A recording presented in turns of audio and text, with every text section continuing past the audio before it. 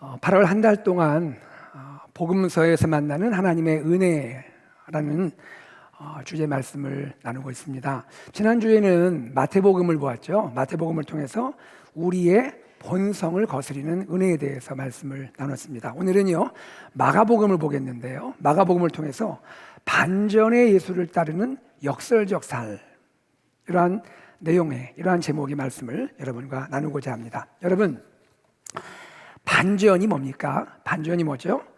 소설이나 드라마 또는 영화 같은 작품에서 지금까지 쭉 전개됐던 이러한 이야기 흐름이 갑자기 뒤바뀌는 거죠. 이야기의 전제가 되었던 사실이 갑자기 뒤집히면서 지금까지 보던 사건을 다르게 보게 하는 그러한 문학 기법, 이것이 반전이죠. 어느 날 한 여성이 공항 매점에서 과자 한 봉지를 샀습니다. 그리고 탑승구 대기실 그 의자에 앉아서 책을 읽는데 몰두하고 있었습니다. 그런데 잠시 후에 아주 잘생기고 건장한 한 신사분이 그 옆자리로 앉는 거예요. 그러더니 전현덕스럽게 이 여인이 갖고 있는 과자 봉지를 뜯고는요, 그리고는 그 과자 봉지에서 과자 하나씩 먹기 시작하는 거예요. 이 여인이 상당히 좀 당황했습니다. 이게 웬일이냐? 그렇게 지켜봤는데 이 남자분이 그 하나를 먹고 또 먹고 자꾸 그래요. 그래서 어이가 없어서 하나 먹길래 여인도 하나 먹고, 또 남자가 하나 먹길래 여인도 하나 먹고, 그러다가 거의 다 먹었어요. 이제 하나 남았습니다. 그랬더니 그 남자분이 하나 남은 거 반을 딱 쪼개가지고 반을 자기 입에 딱 넣더니, 그리고는 또 참 어이가 없는 것이 여인을 보고 싱긋 웃는 거예요. 웃고는 싹 사라졌습니다. 얼마나 기가 막히겠습니까? 뭐 이런 사람이 다 있어 하고 시간이 돼서 이제 비행기에 탑승을 했습니다. 그리고 앉아서 안경을 닦으려고 가방을 열고 휴지를 꺼내려는데 거기에 여인의 과자 봉지가 들어있던 거예요. 신사분이 여인의 과자를 먹은 게 아니라 여인이 신사분의 과자를 먹었던 겁니다. 어떻게 여기서 이해가 되시나요? 이것이 반전입니다. 여러분, 역설은 뭡니까? 역설, 패러독스라 하죠. 보기에는 모순처럼 보이죠. 보기에는 모순되어 보이는데 깊이 생각해 보면 그 안에 진실이 담겨 있는 것을 깨닫게 되는 거죠. 유치환 시인이 있습니다. 유치환 시인의 시 가운데 깃발이라는 시가 있는데 여기 이런 표현이 나오죠. 이것은 소리 없는 아우성. 깃발을 이렇게 표현한 거죠. 여러분, 아우성이면 아우성이지 아우성이 또 소리가 또 없습니까?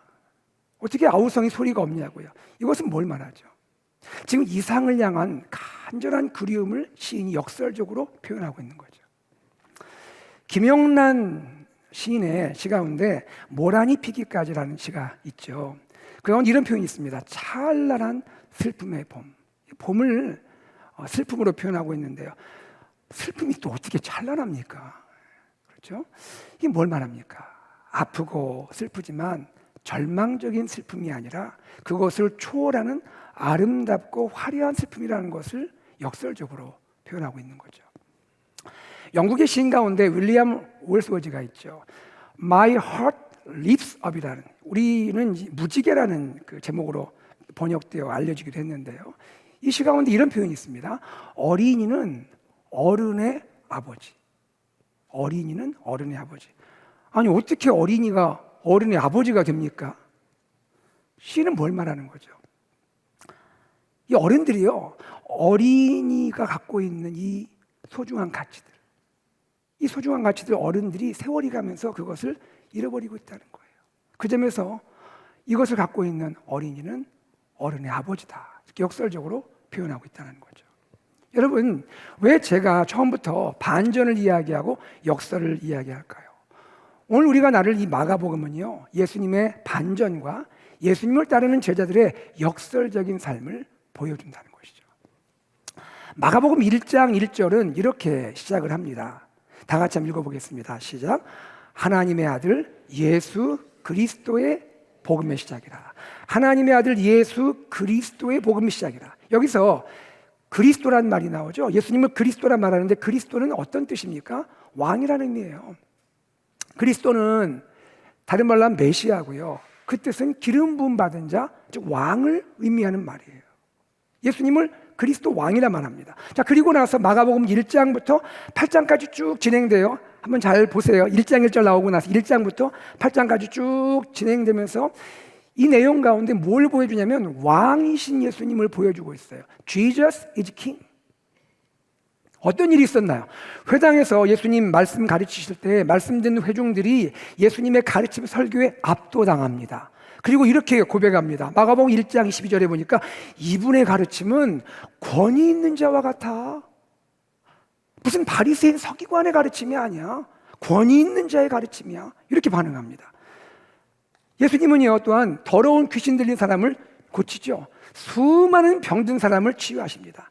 시몬 베드로 장모의 열병을 치유하시죠. 나병 환자 치유하시죠. 중풍병자 치유하시죠. 한쪽 손 마른 자 치유하시죠.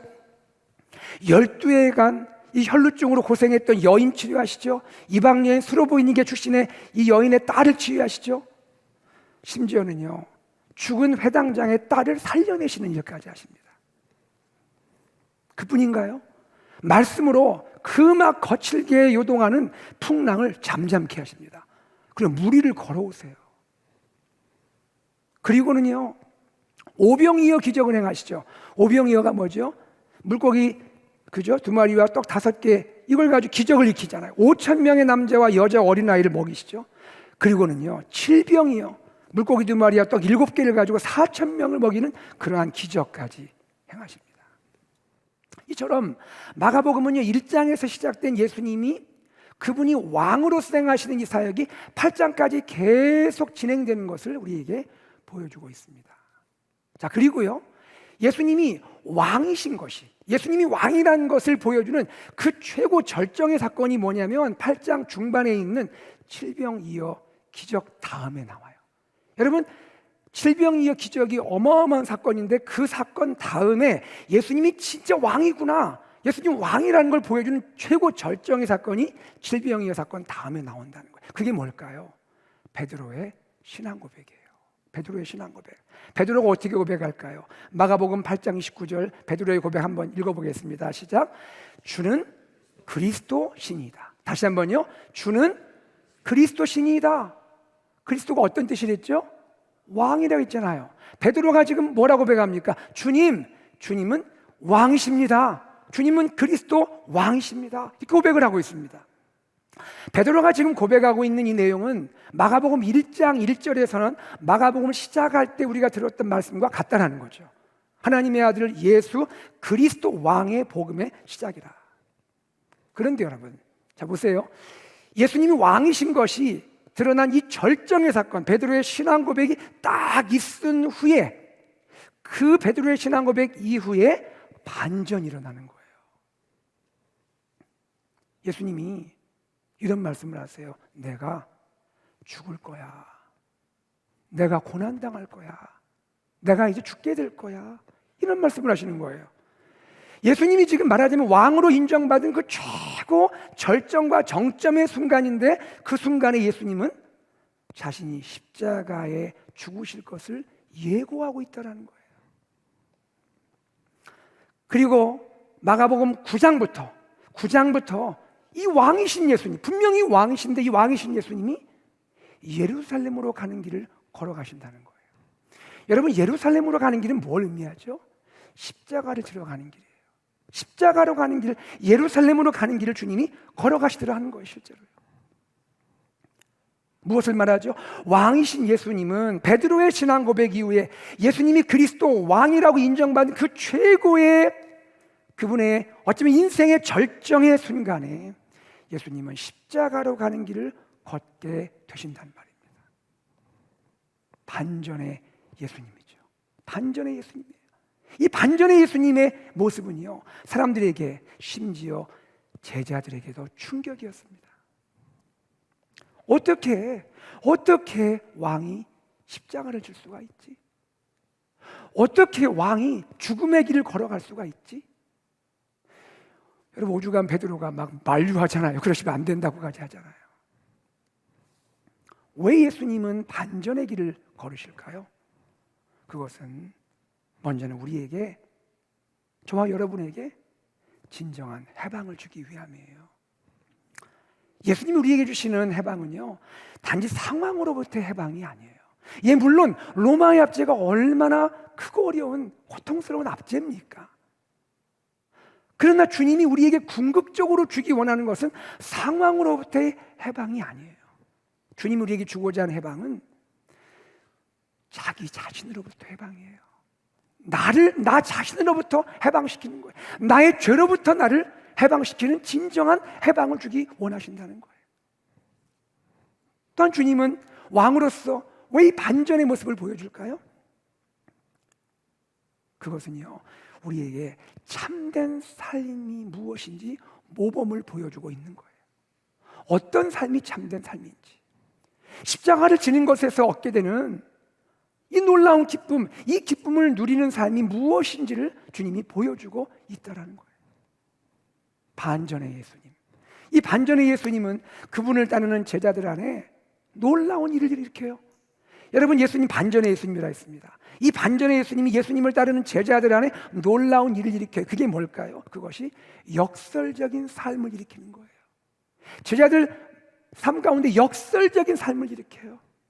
역설적인 삶이 뭘까요? 제자들로 하여금 더 이상 세상이 추구하는 가치와 일시적인 쾌락을 따라 살지 않고 자신을 부인하고 자기 십자가를 지고 예수님을 따르면서 영원한 즐거움을 추구하는 삶이 있다라고, 그 삶을 살라고 주님이 보여주고 있다는 거예요. 주님은 제자들에게 말씀하십니다. 마가복음 8장 35절 다 같이 읽어보죠. 시작. 누구든지 자기 목숨을 구원하고자 하면 잃을 것이요, 누구든지 나와 복음을 위하여 자기 목숨을 잃으면 구원하리라. 하지만 안타깝게도요, 많은 사람들이 이 제자의 역설적인 삶을 깨닫지 못한다는 거예요. 베드로의 신앙 고백, 우리가 조금 아까 봤잖아요. 베드로의 신앙 고백 직전에 한 가지 사건이 있어요. 그게 뭐냐면 예수님이 한 맹인을 치유하세요. 보지 못하는 이 맹인을 치유하시는 내용이 마가복음 8장 22절에서 25절에 소개되는데, 여러분, 주님이 이 맹인을 치유하실 때 특별한 것이 하나 있어요. 아주 특별한 점이 있어요. 그게 뭐냐면요, 이 맹인이 한 번의 시력을 회복한 것이 아니에요. 한 번에 눈이 완전히 뜨인 게 아니라는 거예요. 두 단계에 걸친 예수님의 치유로 온전한 시력을 회복하더라는 거예요. 예수님이요, 이 맹인을 불쌍히 여기시죠. 그리고 맹인의 눈에 침을 뱉으시고 안수를 하세요. 그리고 물으십니다. 무엇이 보이느냐? 주님이 첫 번째 안수하고 물으세요. 무엇이 보이니? 맹인이 대답합니다. 사람들이 보이나이다. 나무 같은 것들이 걸어가는 것을 보나이다. 이게 뭘 얘기하죠? 아직 온전하게 보이지는 않는다는 거예요. 물체들이 희미하다라는 거예요. 그러자 예수님이 맹인의 눈에 다시 안수합니다. 두 번째 안수합니다. 그제서야 맹인은 모든 것을 밝히 볼 수 있게 됩니다. 이처럼 맹인은요, 예수님의 두 단계의 치유로 인해서 그의 온전한 시력을 회복할 수가 있었다는 거예요. 여러분, 이 사건이 상징적인 사건일 수 있다는 거예요. 무슨 말입니까? 이것은요, 베드로와 또 그와 함께한 다른 제자들의 영적인 모습이 어떤지를 보여주는 상징적인 사건일 수 있다는 거예요. 베드로를 포함한 제자들은요, 마가복음 8장까지, 1장에서 8장까지 그들은 예수님을 따랐습니다. 그들은 예수님을 왕으로 인정해요. 베드로 보세요. 베드로 신앙 고백에서 분명히 고백하죠. 주는 그리스도입니다. 주는 왕입니다. 고백하잖아요. 다른 제자들도 마찬가지예요. 8장까지 해서 예수님이 하시는 일들을 봤잖아요. 예수님이 행하시는 이 놀라운 사역들을 다 봤잖아요. 예수님을 점점 메시아 왕으로 확신하게 돼요. 마가복음 4장 41절에서 제자들이 이렇게 놀라면서 고백하는 것이 나옵니다. 이분이 누구시기에 바람과 바다도 순종을 하는가? 제자들의 마음에 점점 이분이 누구시지, 이분이 왕이라는 것이 확신이 되고 있다는 거예요. 그런데 이처럼 예수님 제자들은 지금 예수님을 왕으로 인정하고 있어요. 예수님을 왕으로 확신하고 있어요. 그러나 예수님을 왕으로 인정하고 확신하고는 있지만 그럼에도 불구하고 이 제자들의 영적인 시력은 온전히 회복된 것이 아니라는 거예요. 예수님을 바라보는 영적인 눈이 온전히 뜨여진 것이 아니라는 거예요. 예수님이 누구인지 알아요. 그러나 온전히 알지는 못한다는 거예요. 그래서 맹인이 한 번의 치유에 다시 한 번의 치유가 필요했듯이 제자들은 예수님을 온전히 알기 위해서, 예수님 바라보는 온전한 영적 시력을 회복하기 위해서 예수님에 대한 또 다른 알미 필요하다는 거예요. 예수님에 대한 또 다른 알미 필요하다는 거예요. 예수님이 누구신지 보여주는 또 다른 이야기가 필요하다는 거예요. 그것이 뭡니까? 마가복음 후반부의 이야기라는 거예요. 9장부터 16장까지의 이야기라는 거예요. 뭡니까? 왕으로서 왕이신데, 예수님 분명히 왕이신데 십자가 길을 걸으시는 예수님을 알아야 한다는 거예요. 왕으로서 왕이신데 오히려 고난과 죽음을 향해 나아가시는 그 예수님을 제자들이 알아야 한다는 거예요. 즉 제자들은 반전의 예수님을 아는 지식이 필요하다는 거예요. 마가복음 1장에서 8장까지에서는 왕으로서 예수님을 아는 지식이 그들에게 주어졌죠. 이 지식은 예수님에 대한 지식의 절반의 지식이라면 9장에서 16장까지에서 왕으로서 오히려 십자가의 길을 걷는 예수님을, 반전의 예수님을 아는 지식까지 이루어져야 예수님에 대한 온전한 지식이 이루어지게 된다는 거예요. 반전의 예수님을 따랐던 역설적인 제자의 삶을 살았던 한 사람이 마가복음에 소개가 됩니다. 마가복음 10장에 소개가 되고 있어요. 그 사람이 누구냐면 바디메오예요. 바디메오. 여러분 바디메오 아시죠? 히브리어에서 앞에 있는 바는 아들이란 뜻이에요. 바디메오란 말은 디메오의 아들이다 이런 뜻이에요. 이 말은 뭡니까? 바디메오는요 본인의 제대로 된 이름이 없어요. 다른 사람처럼 자기 이름이 없는 거예요. 더욱 이 사람은요 시각장애인이에요. 앞을 볼 수 없는 시각장애인이에요. 주님의 12제자와 달리 신체적 장애가 있는 사람이에요. 그런데 이런 바디메오가 오히려 역설적 제자의 삶을 보여주더라 이거예요. 그는 길에서 예수님 이야기를 들었어요. 예수님 지나가신다는 얘기를 들었어요. 그리고 막 소리쳤어요. 다윗의 자손이 예수여, 다윗의 자손이 예수여, 나를 불쌍히 여기소서. 여러분 외칠 때 뭐라 외쳤죠? 다윗의 자손이 예수. 예수님 보고 뭐라 외쳤습니까? 다윗의 자손. 다윗의 자손은 뭘 말해요? 메시아 왕이라는 거예요. 바디메오는 예수님을 왕이라 부르는 거예요. 그도 왕으로 알고 있어요. 예수님을요. 왕이신 예수님, 나를 불쌍히 여겨주세요. 그때 바디메오의 소리를 들은 예수님이 걸음을 멈추십니다. 그리고 예수님이 긍휼을 베푸셔서 그를 치유하세요. 얼마나 기쁜 일입니까? 얼마나 감격스러워요. 앞을 못 봤는데 눈이 떠진 거예요.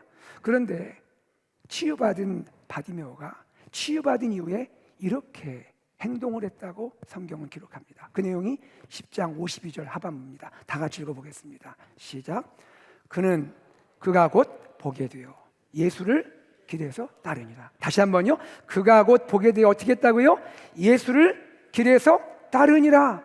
바디메오는 치유받은 후에 예수님을 따라 길을 갔다는 거예요. 여러분 생각해 보세요. 이런 기적이 일어났으면 당장이라도 집에 가지 않겠습니까? 저 같으면 집으로 달려갈 거예요. 나 보인다. 나 눈 떴어. 사람들이 얼마나 환호하고 환영해 줄까요? 집으로 갈 수 있잖아요. 근데 바디메오는요 이 치유의 기적을 경험한 후에 집으로 돌아가는 대신 예수님이 걸으시는 그 길을 따라 걸었다는 거예요. 그 길은 어떤 길입니까? 그 길은 바로 십자가의 길이죠. 예수님이 걸어가시는 십자가의 길이죠. 바디메오는 반전의 왕 예수님을 따라 역설적 제자의 삶을 걷고 있다는 거예요. 베드로도 다른 제자들도 걷지 못했던 이 역설적 제자의 삶을 바디메오가 걷고 있더라 하는 겁니다. 사랑하는 여러분, 역설적 제자의 삶을 산다는 거 사실 그렇게 쉬운 거 아니죠. 세상은 이 삶을 결코 환영하지 않고요, 오히려 조롱할 수 있습니다. 역설적 제자의 삶이 어떤 삶이에요? 마가복음 8장 34절에 보면 이 삶을 이렇게 보여줍니다. 같이 읽어보죠. 시작. 누구든지 나를 따라오려거든 자기를 부인하고 자기 십자가를 지고 나를 따를 것이니라. 우리 한 권만 더 봐요. 43절입니다. 10장 43절 시작. 너희 중에 누구든지 크고자 하는 자는 너희를 섬기는 자가 되고 너희 중에 누구든지 으뜸이 되고자 하는 자는 모든 사람의 종이 되어야 하리라. 인자가 온 것은 섬김을 받으려 함이 아니라 도리어 섬기려 하고 자기 목숨을 많은 사람의 대속물로 주려 함이라. 우리 이 말씀 너무 잘 알죠? 암송하죠? 자주 묵상하죠? 사실 그런데 이것이 쉬운 삶입니까? 여러분, 이 세상이 이런 삶을 환영할까요? 이렇게 살라고 추천할까요? 여러분, 환영은커녕 그럴 겁니다. 그렇게 살아봐라, 그게 되겠냐? 조롱할 거예요. 너 그렇게 살아봐라, 그게 되겠니? 하지만 그럼에도 우리는 이 길을 걷기를 원합니다. 왜죠? 바로 이 삶이, 제자의 역설적 삶이 생명의 삶인 줄 알기 때문입니다. 그래야 하기 때문에 이 삶을 기꺼이 기쁨과 자원함으로 살게 되는 겁니다.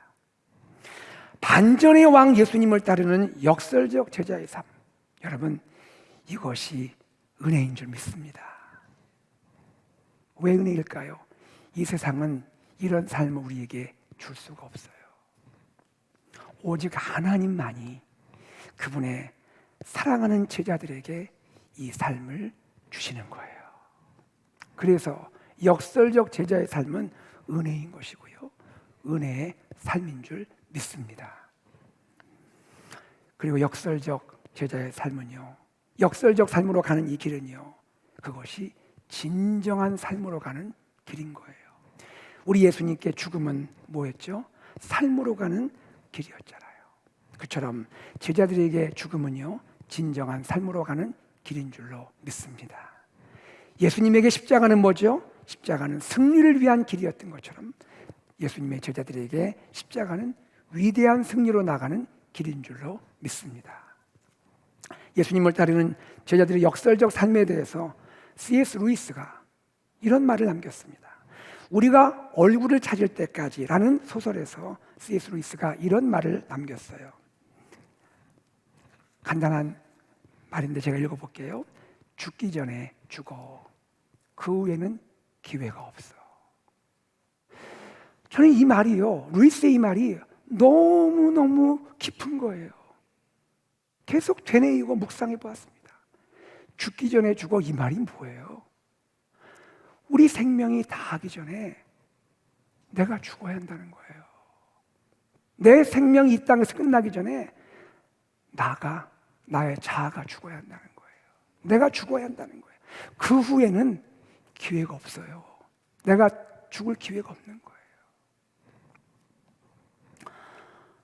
사랑하는 여러분, 역설적 제자의 삶, 쉬운 삶 아니지만 주님이 사랑하는 우리에게 주신 이 삶, 기쁨과 자원함으로 감당할 수 있는 저와 여러분 되기를 소망합니다. 역설적 제자의 삶을 사는 사람들이 우리 주위에 많이 있어요. 제가 남아공에 있을 때 알게 된 선교사님 이야기를 좀 나눌게요. 이 선교사님, 제가 오랫동안 제 기억에 남아있는 선교사님이세요. 선교사님은요, 어느 한 지역에 머물지 않고 하나님이 부르시는 곳마다 다니면서 복음 전하는 그런 순회 선교사세요. 원래는요, 남편 목사님과 함께 순회 선교사로 사역을 하셨다가요, 남편 목사님이 몇 해 전에 소천하셨어요. 지금은 선교사님 혼자서 계속해서 순회 선교를 하고 계세요.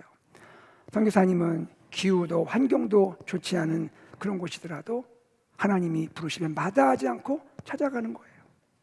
영하 10도에 몽골도 갑니다. 반군의 위협이 있는 아프리카 모잠비크도 갑니다. 인도의 오주도 갔습니다. 아프리카 스와질랜드의 그 고도의 산골 마을도 찾아갔습니다. 중국과 티벳 사이의 차마고도도 갔습니다. 그 외에 나라 이름 밝힐 수 없는 그러한 지역들에서 담대하게 복음을 전하시는 거예요. 최근에는요, 군부 탄압이 있는 아시아의 M국에서 신학교를 세우고 제자들을 양성하는 일을 하십니다. 선교사님은 처음부터 선교사로 헌신한 분이 아니에요. 선교사님은요, 캘리포니아 주립대에서 교수셨어요. 세상에서 인정받는 안정적인 삶을 사셨던 분입니다. 모범적인 신앙생활을 하는 가정의 아내였고 어머니였습니다. 그런데 어느 날 하나님의 음성을 듣게 된 거예요. 정확히 말하면 하나님께서 질문을 하셨어요. 너 뭐하다 왔니? 너 뭐하다 왔니? 이 제목으로 선교사님이 책을 쓰셨어요. 책 제목이 뭘까요? 너 뭐하다 왔니? 이 책의 한 대목을 읽어드리겠습니다. 이 질문은 내 삶의 크나큰 전환점이 되었다. 그 뒤로 내 인생은 송두리째 바뀌었다. 주님은 전혀 예상치 못한 방향으로 내 걸음을 이끄셨다. 나는 무엇을 하든지 주님의 말씀에 바짝 귀 기울이며 한 걸음 한 걸음 나아갔다. 그러는 동안 내게 있어서 가장 큰 훈련은 바로 순종이었다. 제가 소개한 이 선교사님 뿐이겠습니까? 전 세계에서 이름도 없이 빛도 없이 복음을 전하는 모든 선교사님들이 반전의 예수를 따르는 역설적 삶을 사는 주님의 제자이신 줄로 믿습니다. 선교사님들 뿐이겠습니까? 주님의 제자로 고백하는 우리 모두가 우리 각자의 삶의 자리에서 예수님을 나의 왕으로 고백하며 그 고백을 넘어서 왕이신 예수님을 따라 나의 삶에서 십자가 좁은 길을 걸어갈 때에 우리 또한, 저와 여러분 또한 역설적 제자의 삶을 살아가는 줄 믿습니다. 말씀을 맺습니다. 오늘 우리는 마가복음을 통해서 반전의 예수를 따르는 역설적 제자의 삶이 무엇인지를 보게 되었습니다. 반전의 예수님은 왕이신데 왕으로서 오히려 십자가의 길을 걸으시는 예수님이십니다. 역설적 제자의 삶은요, 반전의 예수님을 만났기에, 반전의 예수님이 나의 구주가 되셨기에 예수님이 걸어가셨던 그 십자가의 길을 걸어가는 삶인 것입니다. 예수님을 따라 나를 부인하고 내 십자가를 지고 걸어가는 삶, 이것이 역설적 제자의 삶입니다. 비록 쉽지 않은 삶이지만 우리가 예수님을 따르는 역설적 삶을 살아갈 때 주님, 저와 여러분을 향해 이렇게 말씀하실 거예요. 착하고 충성된 종아, 잘하고 있다. 내가 너로 인해 기쁘다. 우리 주님의 이 칭찬을 들을 수 있는 저와 여러분 되기를 바랍니다. 반전의 예수를 따르는 역설적 삶, 이 삶이 하나님이 나에게 주신 은혜인 줄 알고 그것을 믿고 우리는 낙심함 없이 두려움 없이 주님 손 꼭 잡고 이 길을 걸어가야겠죠. 주님께서 약속하신 대로 우리는 마침내 승리할 줄로 믿습니다. 오늘도 역설적 제자의 삶을 살아가는 우리 사랑하는 성도님들을 주님께서 위로하시고 힘주시기를 소망합니다. 왕 되신 예수님과 동행하면서 세상을 향하여 역설적 제자의 삶을 살아가시는 우리 AKPC 공동체 되기를 주 예수 그리스도의 이름으로 축복합니다. 아멘. 우리 함께 다 같이 일어나셔서 말씀을 기억하며 우리 마음의 고백을 드려 주님을 찬양하기 원합니다. 예수의 길을 우리가 찬양하겠습니다. 안개 속에서 주님을 보고 아무도 없을 것 같던 그곳에서 손 내미셔서 나를 붙드네 길 잃고 쓰러져 가던 그곳에서 주 말씀하시네 내 손 잡고 예수의 길 좁은 길 나는 건네 주 손 잡고 우리 함께 찬양 드리겠습니다.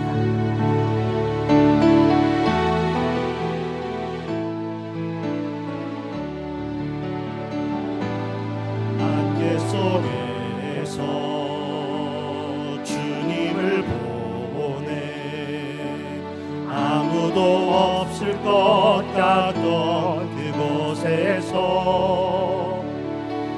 손 내미셔서 나를 붙드네 길 잃고 쓰러져 가던 그곳에서 주 말씀하시네 주 말씀하시네 내 손 잡으라고 내가 곧 길이요 진리 생명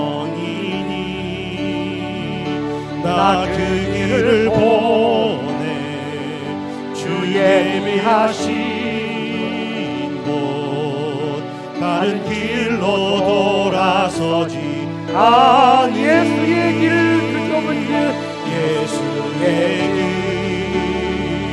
그 좁은 길 나는 건네 주 손잡고 그 무엇도 두렵지 않네 주님 주신 약속 내게 있으니 세상의 길, 그 험한 길, 세상의 길, 그 험한 길, 나니 안에 성령으로 그 무엇도 바라지 않네 저 하늘에 내 소망이 있으니 다시 한번 우리 찬양으로 고백합니다.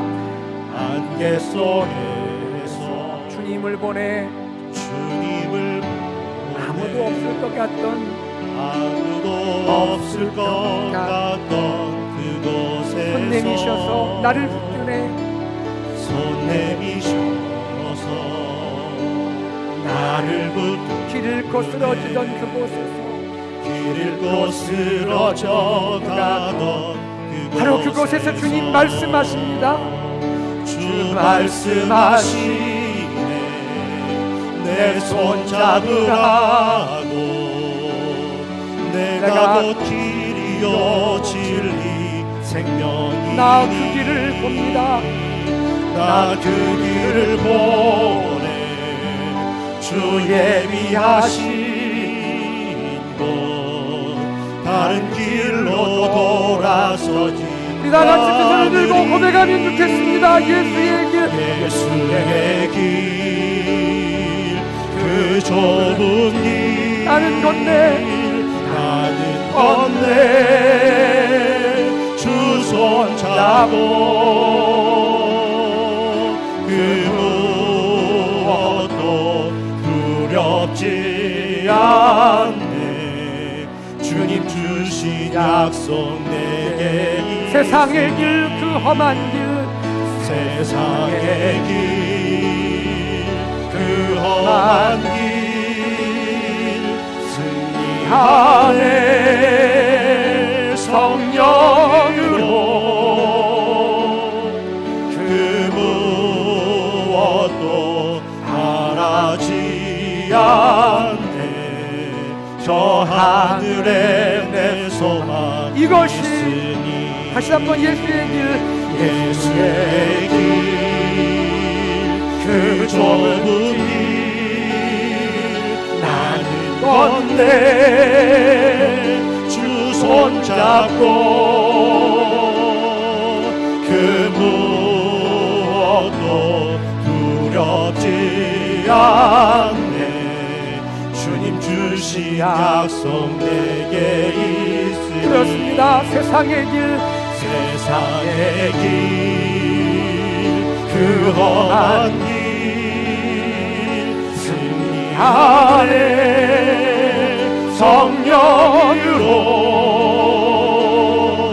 그 무엇도 바라지 않네 저 하늘에 내 소망 이것이 나의 간증입니다. 이것이 나의 간증이요 이것이 나의 찬송일세 나 사는 동안 끊임없이 구주를 찬송하리라 이것이 나의 간증이요 이것이 나의 간증이요 이것이 나의 찬송일세 나 사는 동안 끊임없이 구주를 찬송하리라 다시 한번 이것이 나의 간증입니다. 이것이 나의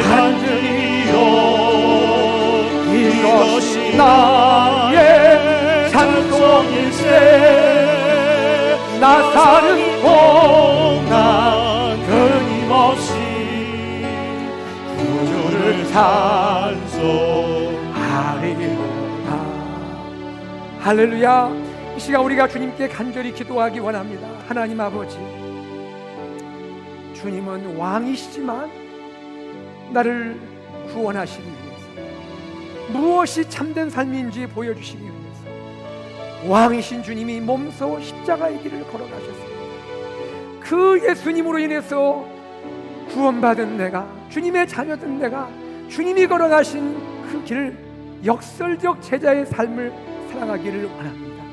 하나님, 어렵고 힘들고 외로운 길이지만 주님이 먼저 걸어가신 그 길을 나도 두려움 없이, 하나님, 나도 기쁨과 자원함으로 기꺼이 걸어가기를 원합니다. 하나님, 나의 구체적인 삶 가운데 여러 가지 어려움과 환난과 시련이 있어도 하나님, 믿음으로 이 길을 걸어갈 수 있도록 도와주시옵소서. 하나님, 우리 성도들 가정과 하나님, 우리 사랑하는 자녀들, 우리 교회 공동체가 이 시대 가운데 주님을 따라가는 역설적 제자의 그러한 공동체 삶이 되도록 역사하여 주시옵소서. 우리 다 함께 기도하겠습니다. 하나님 아버지, 감사합니다. 고맙습니다. 오 하나님 아버지, 우리가 주님 주신 그러한 놀라운 은혜와 사랑을 받고 하나님의 마음 품고 하나님, 우리가 이 길을 걸어가기를 원합니다. 하나님, 우리 주님 반전의 왕이신 예수님, 반전의 왕이신 예수님을 따라가는 역설적 제자의 삶을 우리가 살아갈 수 있도록 도와주시옵소서. 하나님, 나를 부인하고 하나님, 나를 내려놓고 하나님, 오직 예수가 드러나기 원하고 하나님, 주님만이 나타나는 하나님, 그러한 삶, 십자가를 지고 주님을 따라가는 그러한 삶을 살아갈 수 있도록 하나님, 힘주시고 은혜 주시고, 고통스럽고 어렵고 외로울 수 있지만 하나님, 그러나 기꺼이 기쁨과 자원함으로 그 길을 걸어갈 수 있도록 인도하시고, 우리 사랑하는 성도님들, 우리 자녀들, 하나님, 우리 교회 AKFC 공동체가 이러한 하나님의 제자의 공동체로 나가도록 역사하여 주시옵소서. 주님 감사합니다.